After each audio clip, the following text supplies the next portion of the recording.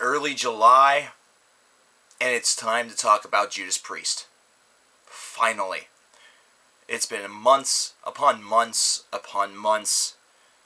It's been a long wait for this moment where we get to talk about Redeemer of Souls, the new Judas Priest album, the first album since Nostradamus in 2008, before this channel was even founded.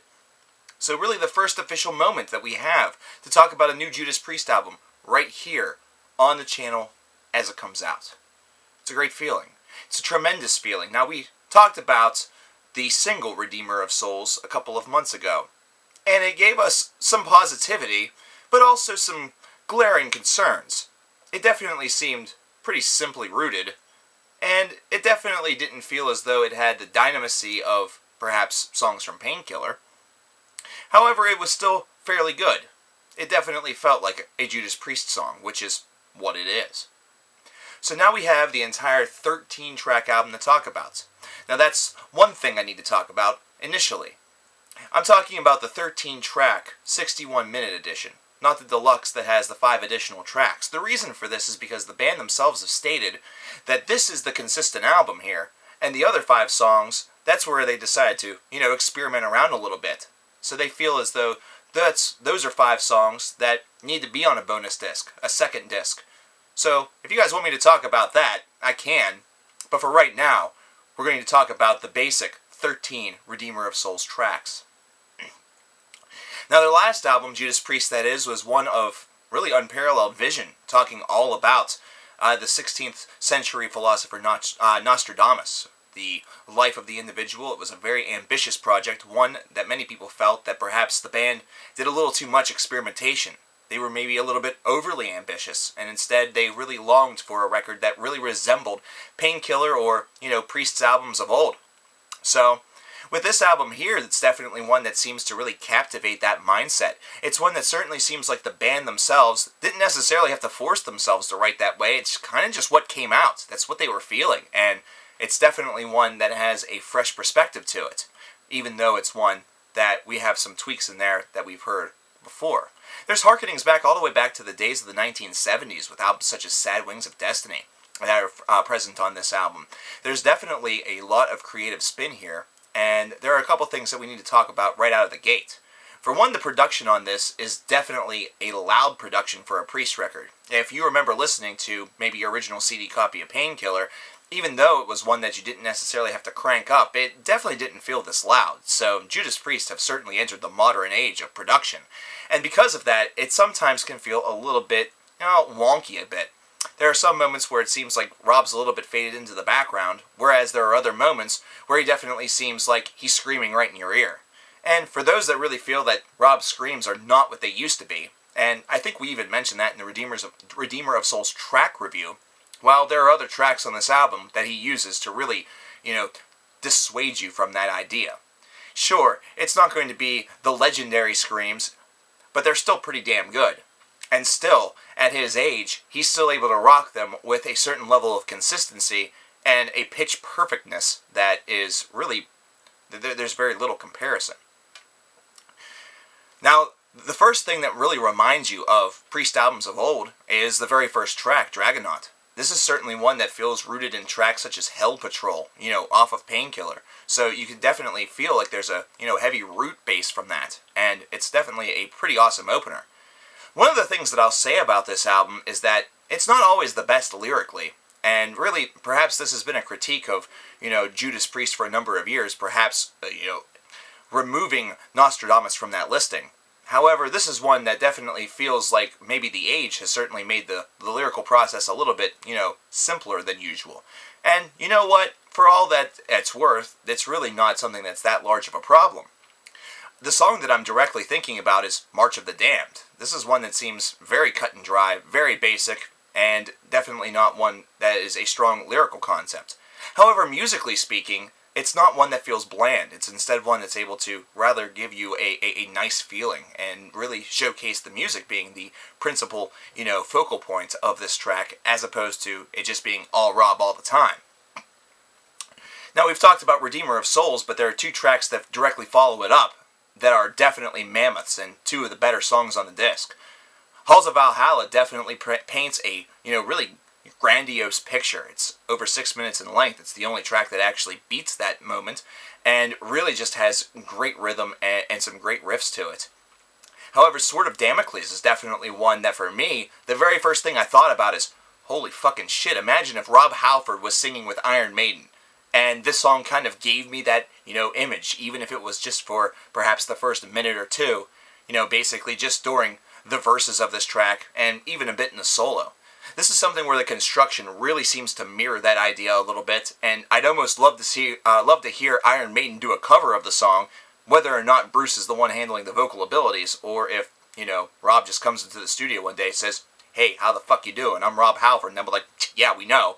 And then he just sings the song with them, just for the hell of it, for shits and gigglies. And then, maybe Bruce Dickinson can play a song with Judas Priest, like, I don't know, the fucking Wicker Man. It's a weird vision.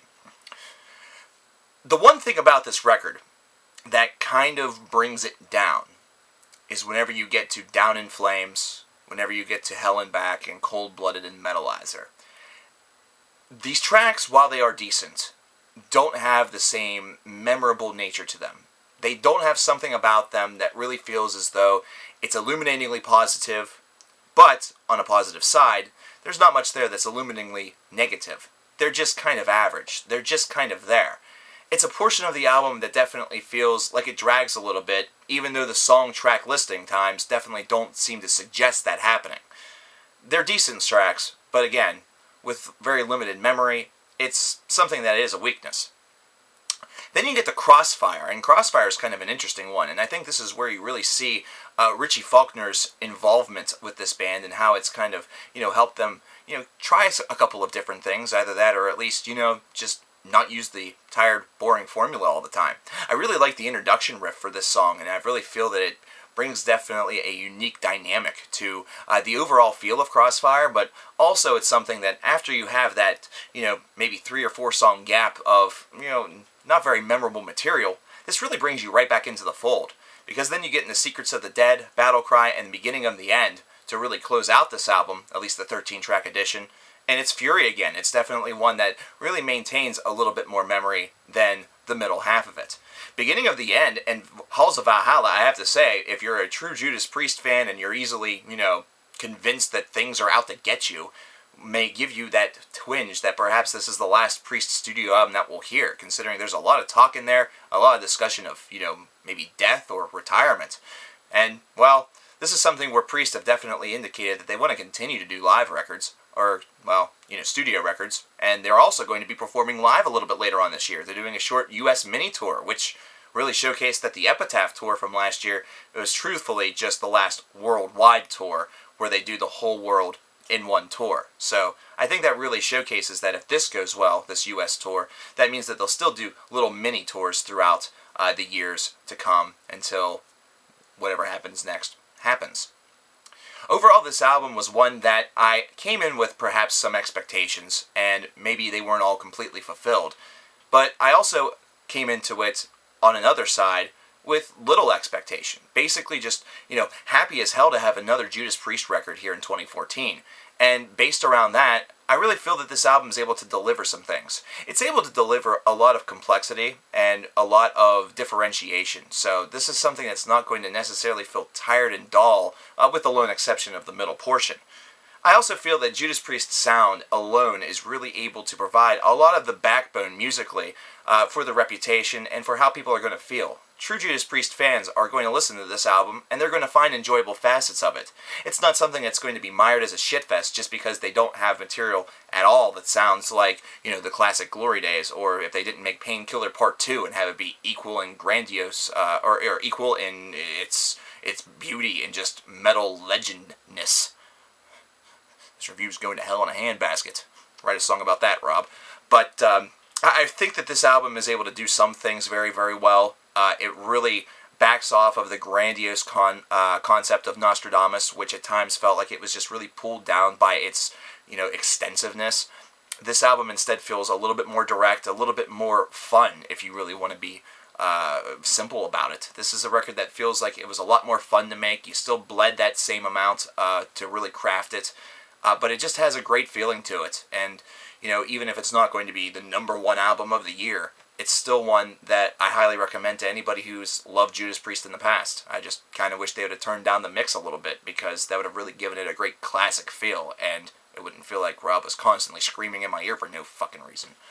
I'd probably give this album an 78 out of 100, maybe a 79. It might seem low, but I really think that this album is able to deliver on in various ways, and I'm not going to deem it instant classic status just based around the fact that it's Judas Priest. I highly recommend it still, but I feel that the weakness of the middle portion of this disc, and just the fact that some of the songwriting at times can feel a bit stale, is definitely something that hurts it a bit. But whenever you consider where Judas Priest is in their career, and the fact that, Richie Faulkner is their new guitar player, and he's literally, close to half the age of the oldest member, which happens to be, Glenn Tipton,